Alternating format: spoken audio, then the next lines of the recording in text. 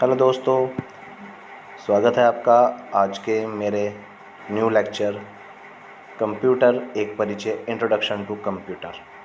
यहाँ पे आज हम देखेंगे कंप्यूटर के बेसिक स्ट्रक्चर के बारे में, कंप्यूटर के पार्ट्स के बारे में, कंप्यूटर के कंपोनेंट्स के बारे में और जानेंगे कंप्यूटर क्या है, कैसे काम करता है।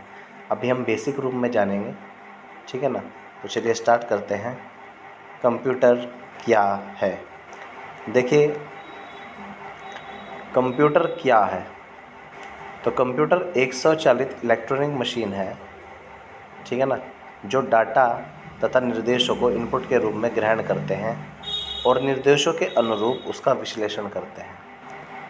कुल मिला के हम ये कह सकते हैं कि आप कंप्यूटर को किसी भी इनपुट डिवाइस, जिसे हम बोलते हैं कीबोर्ड के द्वारा आप उसको क्या देते हो? इंस्ट्रक्शन देते हो, ठीक है ना। अब वो इंस्ट्रक्शन को क्या करता है? एक्सेप्ट करता है, उसका विश्लेषण करता है, उसके बाद आपको आपके अकॉर्डिंग जैसा आउटपुट आपको चाहिए वो आपको आउटपुट अवेलेबल करता है। समझ गए? अब वो जो डाटा जो आपने इंस्ट्रक्शन दिए वो भी एक प्रकार का डाटा है। उस डाटा को वो अपने सॉफ्टवेयर में क्या करेगा? स्टोर कर लेता है ताकि फ्यूचर में काम आ जाए, ठीक है ना। तो यानी कि हमारा जो कंप्यूटर होता है उसके पास स्टोरेज भी होती है, ठीक है ना। और कह सकते हैं कि जो कंप्यूटर होता है वो बिना गलती किए और बहुत ही ज़्यादा हाई लेवल की एक्यूरेसी के साथ में कार्य को करता है। हाई एक्यूरेसी का मतलब हाई स्पीड के साथ में, तीव्र गति के साथ में, बिना त्रुटि के, बिना गलती के, है ना। आप समझ गए होंगे। तो चलिए इसकी डेफिनेशन को हम पढ़ लेते हैं। कंप्यूटर क्या है? कंप्यूटर क्या है? तो आप ये पूरा देख सकते हैं, ये जो पूरा यहाँ तक दिया हुआ है इसकी पूरी डेफिनेशन है कि कंप्यूटर एक स्वचालित इलेक्ट्रॉनिक मशीन है जो डाटा तथा निर्देशों को इनपुट के रूप में ग्रहण करता है, निर्देशों के अनुरूप उसका विश्लेषण करता है तथा आवश्यक परिणामों को निश्चित प्रारूप में आउटपुट के रूप में निर्गत करता है, यानी कि आउटपुट देता है उसका, ठीक है जी। यह डाटा या फिर निर्देश को सॉफ्टवेयर यानी कि अपने सॉफ्टवेयर में क्या करता है? स्टोर करता है ताकि इसका फ्यूचर में आवश्यकता अनुसार क्या हो सके? यूज़ हो सके। यह डाटा के भंडारण यानी कि स्टोरेज तथा तीव्र गति और त्रुटि रहित ढंग से उसके विश्लेषण का कार्य करता है। आप समझ गए होंगे। यानी कि कंप्यूटर से कम समय में बहुत ज़्यादा अधिक एक्यूरेसी के साथ में बहुत ज़्यादा अधिक कार्य किया जा सकता है। जैसे कैलकुलेशन की जा सकती है, पेंटिंग की जा सकती है, आजकल PDF बनाने में, माइक्रोसॉफ्ट में, PPT में, हर चीज़ में इसका इस्तेमाल है, ठीक है ना। चलिए आगे बढ़ते हैं। ये कंप्यूटर का यहाँ पे चित्र बना हुआ है और मेरे ख्याल से ऐसा कोई इंसान नहीं होगा आज के टाइम में जो इससे परिचित नहीं होगा, ठीक है ना। तो देख लीजिए, आप एक बार चित्र को भी देख लीजिए। देखिए, ये जो हमारा CPU है, CPU एक प्रकार का प्रोसेसर होता है। अगर देखा जाए तो कंप्यूटर का जो दिमाग होता है, माइंड ऑफ कंप्यूटर, यही होता है CPU, सेंट्रल प्रोसेसिंग यूनिट। ये हमारी इनपुट डिवाइस है। कौन? कीबोर्ड। ये भी हमारी इनपुट डिवाइस है। माउस, ये हमारा आउटपुट डिवाइस है क्योंकि हमें स्क्रीन पे आउटपुट को शो करता है सॉफ्टवेयर के रूप में, ठीक है ना। और प्रिंटर क्या होता है? प्रिंटर एक आउटपुट डिवाइसेस है, लेकिन वो आपको क्या करेगा? सॉफ्ट कॉपी में ना करके हार्डवेयर में आपको, एक तरीके से हार्डवेयर डिवाइस कहलाता है, वो हार्ड कॉपी में आपको आउटपुट अवेलेबल कराता है, मॉनिटर आपको सॉफ्ट कॉपी में अवेलेबल कराता है, ठीक है ना। चलिए आगे बढ़ते हैं। ये कुछ विद्वान हैं जिन्होंने कंप्यूटर के ऊपर अपनी अपनी थ्योरी लिखी है, तो इनकी परिभाषा हम पढ़ लेते हैं। परिभाषा, डेफिनेशन। ऑक्सफोर्ड डिक्शनरी के अनुसार, बहुत फेमस डिक्शनरी है, ऑक्सफोर्ड, नाम सुना होगा, ऑक्सफोर्ड, ठीक है ना, ऑक्सफोर्ड डिक्शनरी। तो ऑक्सफोर्ड डिक्शनरी के अनुसार कंप्यूटर जो है एक स्वचालित इलेक्ट्रॉनिक मशीन है, यानी कि स्वयं से चलने वाली इलेक्ट्रॉनिक मशीन है जो अनेक प्रकार की तर्कपूर्ण गणनाओं के लिए प्रयोग किया जाता है। यानी कि जितनी भी रीजनिंग वाली कैलकुलेशन है, रीजनेबल कैलकुलेशन है, सारी कैलकुलेशन आप कंप्यूटर से आसानी से कर सकते हैं। है ना। बेसिकली इलेक्ट्रॉनिक मशीन तो है ही है ना। अब ये क्या करेगा, देखो जो मैंने ऊपर बताया था वही सारी चीज़ है, बेसिक चीज़ वही रहेगी, ठीक है ना। थोड़े शब्द इधर उधर हो सकते हैं। ये क्या करेगा, कंप्यूटर एक इलेक्ट्रॉनिक मशीन है जो इनपुट के रूप में डाटा स्वीकार करता है। अब आपने इनपुट दे दिया बाय कीबोर्ड, उसने डाटा एक्सेप्ट कर लिया। अब ये आपने जो इसे इंस्ट्रक्शन दिए हैं डाटा के रूप में, अब ये उसको प्रोसेस करेगा। प्रोसेस कौन करेगा, सीपीयू। उसके बाद उसे सूचना में बदल देगा, या आपको जो आउटपुट चाहिए उसमें बदल देगा, है ना। कैसे, और जितनी भी सूचना या डाटा जो आपने दिया है उसको स्टोर कर लेगा भविष्य में प्रयोग के लिए, ठीक है ना। और जो भी आपने इंस्ट्रक्शन दिए हैं उसके अकॉर्डिंग विश्लेषण करके, प्रोसेस करके आपको क्या करेगा, आउटपुट अवेलेबल करा देगा। ये हो गई इसकी डेफिनेशन। थोड़ा आगे चलते हैं जी। कंप्यूटर के बुनियादी कार्य, कंप्यूटर के बुनियादी कार्य देखिए, डाटा को इनपुट के रूप में स्वीकार करना, पहली बात तो। सबसे पहले तो हम इसको क्या करते हैं, कीबोर्ड से क्या देंगे, इनपुट देंगे, तो ये इसको एक्सेप्ट करेगा। उसके बाद हमारे दिए गए इंस्ट्रक्शन या डाटा को ये क्या करेगा, प्रोसेस करेगा अकॉर्डिंग टू आवर इंस्ट्रक्शन, हमारे निर्देशों के अनुसार। अब जो भी डाटा और सूचना हमने इसको दी है या हमने इसको इंस्ट्रक्शन दिए हैं, उस डाटा को हम सूचना भी बोलते हैं, तो उस डाटा को क्या करेगा, ये भविष्य के लिए स्टोर कर लेगा अपने अंदर, और सूचना का विश्लेषण कर कि हमें क्या आउटपुट चाहिए उसी के अकॉर्डिंग हमें ये आउटपुट देगा। इसका हम आगे डायग्राम देख लेते हैं, फ्लो डायग्राम, ठीक है ना। ये देखिए आप, ये आपका इनपुट है, आपने इनपुट दिया, ठीक है ना। ये आपका निर्देश है, आपने इंस्ट्रक्शन दिया इनपुट के द्वारा। अब ये आपका क्या है, प्रोसेसर है। अब दोनों प्रोसेसर में जा रहे हैं, इंस्ट्रक्शन भी और इनपुट भी, और यहाँ से आपका निकल के आया आउटपुट। ये आपका इनपुट और ये आपका आउटपुट। आई होप कि आप समझ रहे होंगे, ये कंप्यूटर की कार्यप्रणाली है एक्चुअली। तो अगर एग्ज़ाम में आ जाए कंप्यूटर की कार्यप्रणाली का फ्लो डायग्राम बनाइए तो यही बना देना, नंबर पूरे मिलेंगे, ठीक है जी। चलिए आगे चलते हैं। कंप्यूटर सिस्टम के घटक, कंप्यूटर सिस्टम के घटक, components of computer system. Computer system के कितने कंपोनेंट हैं, तो चलिए देख लेते हैं।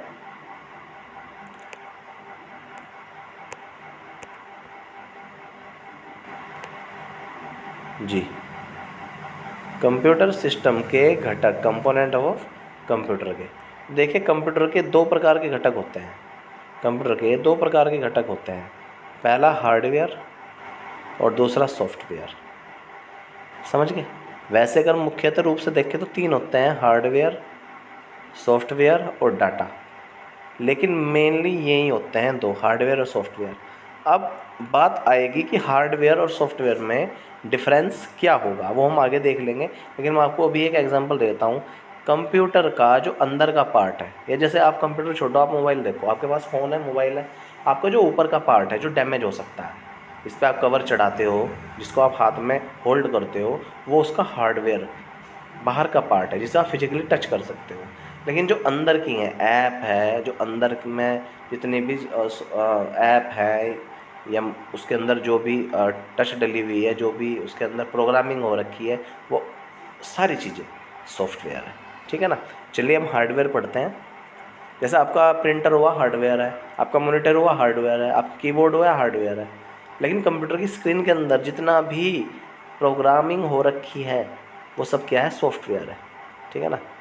तो हार्डवेयर को आप छू सकते हो, सॉफ्टवेयर को आप छू नहीं सकते, ऐसे भी आप समझ सकते हो, ठीक है ना। चलिए, हार्डवेयर कंप्यूटर मशीन का वह भौतिक भाग है जिसे आप देख सकते हैं और छू कर महसूस कर सकते हैं, वही हार्डवेयर क्या है, वही हार्डवेयर कहलाते हैं। जैसे आपका कीबोर्ड हुआ, माउस हुआ, मॉनिटर हुआ, सीपीयू हुआ, प्रिंटर हुआ, स्पीकर हुआ, मदरबोर्ड हुआ, डिस्क ड्राइव हुआ, है ना। समझ में आ गया। तो हार्डवेयर को आप क्या कर सकते हो, छू सकते हो, देख सकते हो, ठीक है ना। ऐसे ही सॉफ्टवेयर का देखिए आप, सॉफ्टवेयर अनुदेशों और प्रोग्रामों का समूह जो कंप्यूटर को यह बतलाता है कि उसे क्या करना है और कैसे करना है, सॉफ्टवेयर कहलाता है। यानी कि हार्डवेयर अगर शरीर है तो सॉफ्टवेयर उसकी आत्मा है। कंप्यूटर का हार्डवेयर शरीर है, तो कंप्यूटर उसकी अंतरात्मा है जो आपको अंदर से चलाती है, आपको बताती है कि आपको क्या वर्क करना है, कैसे आपको बिहेव करना है according to instruction, according to input data. ठीक है ना। तो कंप्यूटर का, और हम सॉफ्टवेयर को छू नहीं सकते भाई, हम सॉफ्टवेयर को क्या कर सकते हैं, छू नहीं सकते, टच नहीं कर सकते। चलिए, कंप्यूटर का हार्डवेयर सॉफ्टवेयर के अनुदेशों के अनुसार ही काम करता है। एक ही हार्डवेयर अलग अलग सॉफ्टवेयर निर्देशों के आधार पर अलग अलग कार्य कर सकता है। ठीक है ना। मैं यहाँ पे ये बताना चाहता हूँ आपको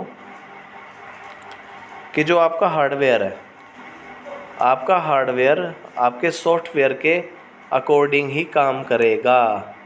ठीक है ना। सॉफ्टवेयर जो निर्देश देगा, हार्डवेयर वो ही काम करेगा। एक ही हार्डवेयर पर, यानी कि एक ही प्रकार के बॉडी पर, जो कंप्यूटर की बॉडी है, अलग अलग सॉफ्टवेयर निर्देशों के आधार पर अलग अलग कार्य हो सकता है। आपका कंप्यूटर है, आपका मोबाइल है, आप उसमें अलग अलग सॉफ्टवेयर डाल के अलग अलग कार्य कर सकते हो, लेकिन आपका बाहर का, आपका मोबाइल तो एक ही रहेगा ना, आपका कंप्यूटर तो एक ही रहेगा ना, बट उसके अंदर सॉफ्टवेयर आप अलग अलग डाल सकते हो। तो आपका एक ही हार्डवेयर पार्ट अलग अलग सॉफ्टवेयर पे एक ही बार में कार्य कर सकता है। देखिए, सॉफ्टवेयर को हम छू नहीं सकते और ना ही भौतिक रूप में देख सकते हैं। इस प्रकार जैसे मैंने बोला था अभी आपको, हार्डवेयर यदि कंप्यूटर का शरीर है तो सॉफ्टवेयर उसकी आत्मा है। ठीक है ना। यानी कि अगर सॉफ्टवेयर नहीं होगा तो हार्डवेयर कोई काम नहीं कर सकता, कंप्यूटर बेजान हो जाएगा। चलिए हम बात करते हैं डाटा की। डाटा क्या होता है, जो आप इंस्ट्रक्शन देते हो कंप्यूटर को इनपुट के थ्रू, यानी कि कीबोर्ड के थ्रू, वो डाटा एक्चुअल में होता क्या है। देखिए, वो डाटा अलग अलग रूप में होता है, अलग अलग फॉर्म में होता है। जैसे न्यूमेरिकल डाटा होता है, यानी कि संख्या के रूप में। अल्फ़ा न्यूमेरिक डाटा होता है, यानी कि चिन्ह के रूप में। ठीक है ना। तो ये लगभग दो प्रकार का है। आपका जो ये डाटा है, ये दो प्रकार से विभाजित होगा, न्यूमेरिकल और अल्फ़ा न्यूमेरिकल, यानी कि संख्यात्मक डाटा और चिन्हात्मक डाटा। तो चलिए अभी हम देख लेते हैं डाटा के बारे में। डाटा कच्चे तथ्यों, यानी कि रॉ फैक्ट्स, और सूचनाओं का, यानी कि इन्फॉर्मेशन का अव्यवस्थित संकलन है, जिससे कोई सार्थक निष्कर्ष नहीं निकाला जा सकता। यानी कि आपने डाटा कंप्यूटर को दे दिया, वो क्या आप दोगे, आप व्यवस्थित रूप में तो दोगे नहीं। कैसे दोगे, मिक्स दोगे, कुछ चीज़ें इन्फॉर्मेशन आगे होंगी, कुछ इन्फॉर्मेशन पीछे होगी। बट इसे ये क्या करेगा, उसको लेगा और उसको सार्थक करेगा, यानी कि उसको व्यवस्थित करेगा, अपने अकॉर्डिंग लगाएगा। आपने उसे आगे पीछे करके दे दिया, कोई बात नहीं, वो अपने अकॉर्डिंग उसको सही सेट करेगा और उसके बाद में उसका डिवाइडेशन करेगा कि भाई वो न्यूमेरिकल डाटा है या अल्फ़ा न्यूमेरिक है, और उसी के अकॉर्डिंग वो हमको रिजल्ट देगा जो हमने उससे मांगा है, through of input by keyboard. ठीक है ना। तो डाटा को एक बार और देख लेते हैं। डाटा यानी कि जो आप कंप्यूटर को इंस्ट्रक्शन दे रहे हो बाय कीबोर्ड, वो डाटा ही होता है। डाटा कच्चे तथ्यों, रॉ फैक्ट्स और सूचनाओं का, इन्फॉर्मेशन का और सूचनाओं का अव्यवस्थित संकलन है, जिससे कोई सार्थक निष्कर्ष नहीं निकाला जा सकता। डाटा को दो प्रकार से विभाजित किया जाता है, संख्यात्मक डाटा यानी कि न्यूमेरिकल डाटा, और चिन्हात्मक डाटा यानी कि अल्फ़ा न्यूमेरिक डाटा। चीज़ को समझने की कोशिश करिए, ये जो है आपका संख्यात्मक डाटा है और ये जो है आपका चिन्हात्मक डाटा है। आई होप कि आप समझ गए होंगे। तो न्यूमेरिकल जो डाटा होगा, ये आपका जो न्यूमेरिकल डाटा होगा ये, ठीक है ना, यानी कि ये जो न्यूमेरिकल डाटा है आप इसको देखिए, और ये जो चिन्हात्मक डाटा है आप इसको देखिए। तो चलिए, चूँकि न्यूमेरिकल डाटा है यानी कि संख्या के रूप में है, तो ये अंकों से बना डाटा है, अंकों से बना डाटा है। जैसे 0 से लेकर 9 तक के अंक, इसमें 0 से लेकर 9 तक के अंकों का प्रयोग किया जाता है। इस प्रकार के डाटा पर हम क्या कर सकते हैं, अंकगणितीय क्रियाएं कर सकते हैं, यानी कि कैलकुलेशन कर सकते हैं, मैथमेटिकल, है ना। जैसे हम विद्यार्थियों के प्राप्तांक, हम कंप्यूटर पे, अपने कोई स्कूल है वो अपने स्टूडेंटों के मार्क्स का क्या कर रहा है, ब्यौरा रखता है वहाँ पे, है ना। बहुत सारी कंपनी में कर्मचारियों के वेतन को किस पे चढ़ा के रखते हैं, किस पे सेव करके रखता है, कंप्यूटर पे ही बनाते हैं। तो सीधी सी बात है, सैलरी बन रही है या मार्क्स चढ़ने हैं तो वो अंकों में ही चढ़ेंगे। तो उसके लिए हमको किसकी ज़रूरत पड़ती है, न्यूमेरिकल डाटा की, 0 1 2 3 4 5 6 7 8 9 तक। ऐसे ही आपका अगला जो है वो होगा आपका चिन्हात्मक डाटा। क्या होगा? चिन्हात्मक डाटा, अल्फ़ा न्यूमेरिकल। इसमें हम क्या करेंगे? इसमें हम अक्षरों का यूज, अंकों का यूज, चिन्हों का प्रयोग करेंगे। इसमें हम मैथमेटिकल कैलकुलेशन नहीं करेंगे। इसमें क्या होता है? अंक गणितीय क्रियाएं नहीं होती हैं, इसमें सिर्फ चिन्ह आएंगे हमारे। ठीक है, इसमें क्या होगा? अंकगणितीय क्रियाएं क्या होगा? नहीं होंगी। अंकगणितीय क्रियाएं नहीं होंगी, बिल्कुल नहीं होंगी। ठीक है ना? तो इसमें कौन कौन आते हैं चिन्हात्मक डाटा में? ज़रा देख लेते हैं। चिन्हात्मक डाटा में इसमें अक्षर, अंक तथा चिन्हों का प्रयोग किया जाता है। इसमें अंकगणितीय क्रियाएं नहीं की जा सकती है, पर इनकी तुलना की जा सकती है, जैसे कर्मचारियों का पता। ठीक है ना? चलिए अब हम आगे देखते हैं सूचना इन्फॉर्मेशन होती क्या है, जो कि हम कंप्यूटर को सूचना इन्फॉर्मेशन प्रोवाइड कराते हैं through of input, through of keyboard, in the form of data. तो हम उसके बारे में जानते हैं, उसको हम सूचना इन्फॉर्मेशन बोलते हैं। तो ये एक्चुअली होती क्या है, इसकी हम डेफिनेशन देख लेते हैं। देखिए, सूचना डाटा का उपयोगिता के आधार पर किए गए विश्लेषण और संकलन के बाद प्राप्त तथ्यों को सूचना कहते हैं। इस प्रकार डाटा अव्यवस्थित तथ्य है, जबकि सूचना व्यवस्थित डाटा है जो प्रयोग करने वाले के लिए उपयोगी है। यानी कि अगर हमारे पास कोई डाटा है और वो व्यवस्थित फॉर्म में नहीं है, मतलब अव्यवस्थित है, मतलब सीरियल वाइज नहीं है, अव्यवस्थित है, तो हम उसको क्या बोलेंगे? हम उसको बोलेंगे तथ्य। क्या बोलेंगे? तथ्य, क्योंकि वो अव्यवस्थित है। जैसे ये अव्यवस्थित तथ्य व्यवस्थित हो जाता है, क्या हो जाता है? व्यवस्थित हो जाता है। तो जैसे ये व्यवस्थित होगा, अब इसको तथ्य नहीं कहेंगे, अब इसको हो जाए कहेंगे सूचना। अब ये क्या हो जाएगी? अब ये सूचना हो जाएगी। ठीक है ना? चलिए आगे बढ़ते हैं। सूचना प्राप्ति। सूचना प्राप्ति क्या होती है? सूचना प्राप्ति, अरे भाई सिंपल सी बात है।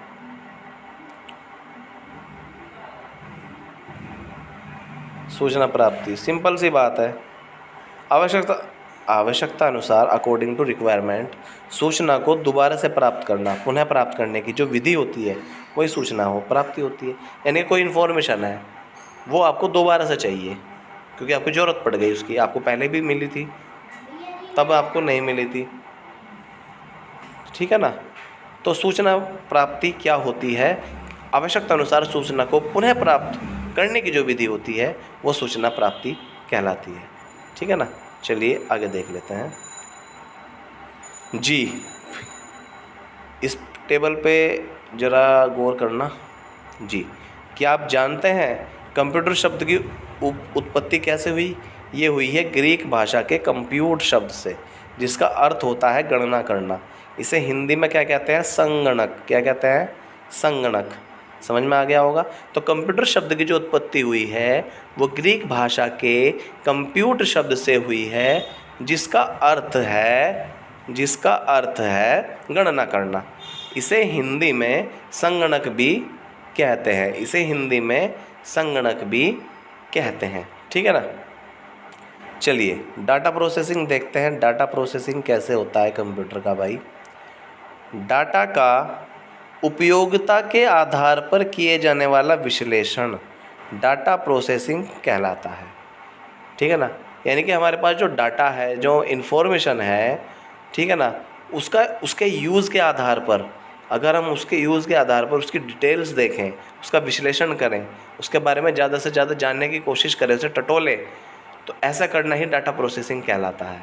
ठीक है ना? यानी कि डाटा जो है, डाटा से प्रोसेस करा के उससे सूचना निकालना ही डाटा प्रोसेसिंग कहलाता है। जैसे आप यहाँ देख सकते हैं, आपका डाटा है, डाटा से प्रोसेसिंग हुई और हमें क्या मिली? सूचना।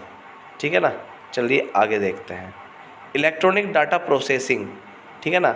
अभी ऊपर हमने पढ़ा डाटा प्रोसेसिंग। डाटा प्रोसेसिंग में क्या हुआ? डाटा को प्रोसेस करके क्या सूचना निकालना, डाटा प्रोसेसिंग है। लेकिन इलेक्ट्रॉनिक डाटा प्रोसेसिंग क्या होगी?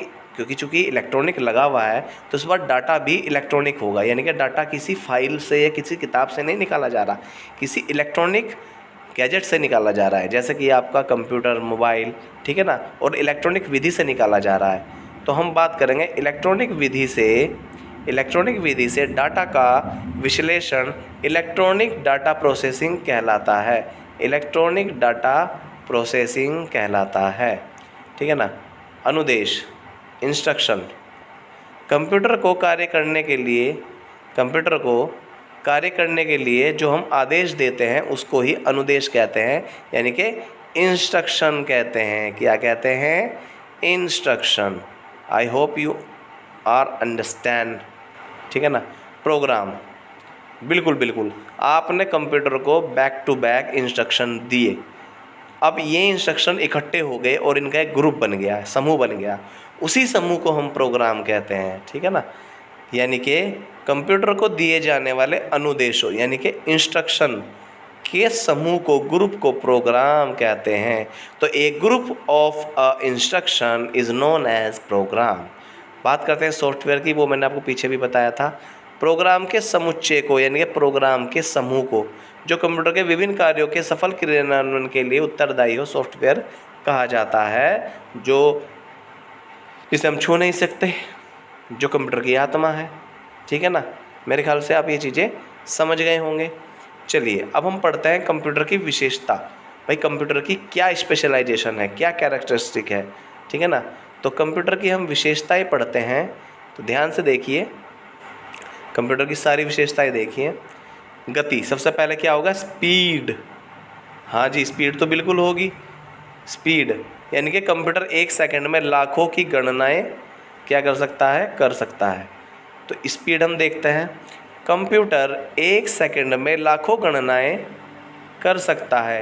किसी मनुष्य द्वारा पूरे साल किए जाने वाले कार्य का कंप्यूटर कुछ ही कार्य का मतलब किसी मनुष्य द्वारा 1 साल में जितना कार्य किया जाए कंप्यूटर कुछ ही सेकंड में कर देगा उतना काम, बल्कि उससे ज़्यादा। कंप्यूटर प्रोसेसर के जो स्पीड होती है उसको हम हर्ट्ज में मापते हैं।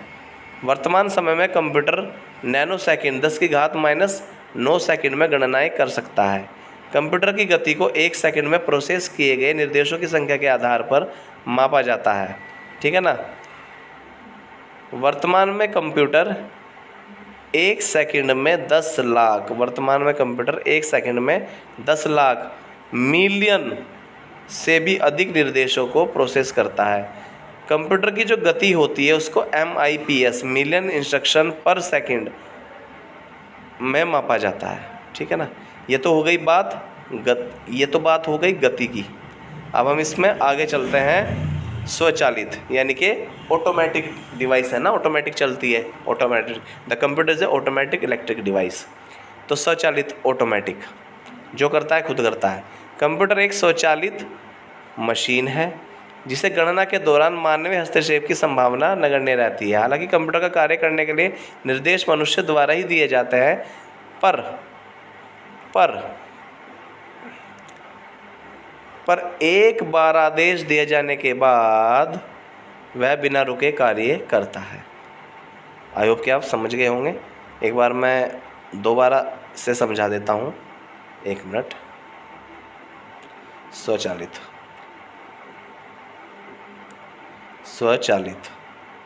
ठीक है।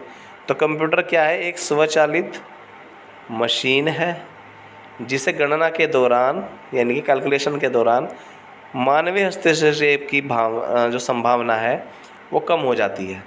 हालांकि ये बात सच है कि अगर कंप्यूटर से कार्य कराना है तो निर्देश तो हमें यानी कि मनुष्य को ही देना पड़ेगा, पर एक बार आदेश दे दो उसके बाद यह बिना रुके कार्य कर सकता है। तो ये क्या हो गया? स्वचालित, ऑटोमेटिक कार्य करता है। इसके जो तीसरी जो विशेषता है वो होता है एक्यूरेसी, यानी कि बिना त्रुटि के कार्य करना। ठीक है ना। तो कंप्यूटर की जो गणनाएं होती हैं वो लगभग त्रुटि रहित होती है, यानी कि उनमें कोई किसी प्रकार की कोई गलती या कोई एरर नहीं होता। तो गणना के दौरान अगर कोई त्रुटि कंप्यूटर में पाई भी जाती है तो वह प्रोग्राम या डाटा या मानवीय गलतियों के कारण होती है। अगर डाटा और प्रोग्राम सही है तो कंप्यूटर क्या करेगा? हमेशा सही परिणाम देता है। कभी कभी वायरस के कारण भी कंप्यूटर में त्रुटि आ जाती है, यानी कि अगर कंप्यूटर को इंस्ट्रक्शन देने में हम गलतियां करेंगे तो कंप्यूटर सही रिजल्ट कैसे देगा? फिर तो नहीं देगा। लेकिन अगर आपने इंस्ट्रक्शन कंप्यूटर को सही दिया है तो वो आपको आपके मनपसंद रिजल्ट देगा, यानी कि त्रुटि रहित। एक्यूरेसी इसकी लगभग 99% क्या 100% ही होती है भाई जी। चलिए आगे देख लेते हैं। स्थायी भंडारण क्षमता, यानी कि इसमें स्टोरेज जो होता है वो परमानेंट होता है, परमानेंट स्टोरेज, ठीक है ना। कंप्यूटर में प्रयुक्त मेमोरी, डाटा, सूचना और निर्देशों के स्थायी भंडारण के लिए, यानी कि उनके स्टोरेज के लिए, फिक्स स्टोरेज के लिए, परमानेंट स्टोरेज के लिए, है ना, क्या होता है, भंडारण क्षमता का यूज किया जाता है, मेमोरी का यूज किया जाता है। चूँकि कंप्यूटर में सूचनाएं चूँकि कंप्यूटर में चूँकि चूँकि कंप्यूटर में चूँकि कंप्यूटर में एक मिनट जी चूँकि कंप्यूटर में जो सूचनाएं होती हैं वो इलेक्ट्रॉनिक तरीके से संग्रहित होती है, तो सीधी सी बात है जो एक बार स्टोर हो गया उसके समाप्त होने या नष्ट होने की संभावना कम ही रहती है, ठीक है ना। विशाल भंडारण क्षमता किसकी, कंप्यूटर की। लार्ज स्टोरेज कैपेसिटी, कंप्यूटर की एक्सटर्नल तथा इंटरनल, जैसे हार्ड डिस्क हुआ, फ्लॉपी डिस्क हुआ, मैग्नेटिक टेप हुआ, सीडी रोम हुआ, इन डाटाओं को इन असीमित डाटा और सूचनाओं का संग्रहण किया जाता है, ठीक है ना। ये जो संग्रहण है, ये जो स्टोरेज है, ये कंप्यूटर में ये जो सूचनाएं होती हैं कंप्यूटर में स्थान कम घेरती हैं, इनकी स्पेस कम लेती है, और इनकी जो भंडारण क्षमता है और बहुत ज़्यादा विशाल और असीमित है, ठीक है ना। चलिए आगे देखते हैं। भंडारित सूचना को तीव्र गति से प्राप्त करना, अर्थात कंप्यूटर प्रयोग द्वारा कुछ ही सेकंड में भंडारित सूचना में से आवश्यक सूचना को प्रयोग किया जाता है। रैंडम एक्सेस मेमोरी के प्रयोग से यह काम और भी सरल हो गया है। मान लो आपने कंप्यूटर में कोई इन्फॉर्मेशन स्टोर कर दी और आपको अब उससे संबंधित जानकारी चाहिए, तो आप कंप्यूटर का यूज़ करके कुछ ही सेकंड में उस स्टोरेज में से वो सूचना निकाल सकते हैं। इसके लिए जो उपयोगी जो मेमोरी होती है वो होती है रैंडम एक्सेस मेमोरी, जिसको हम बोलते हैं रैम, ठीक है ना। चलिए, कंप्यूटर की जल्द निर्णय लेने की क्षमता, भाई जो आपका कंप्यूटर होता है इसमें जल्दी निर्णय लेने की क्षमता होती है। अर्थात आप ये देखिए,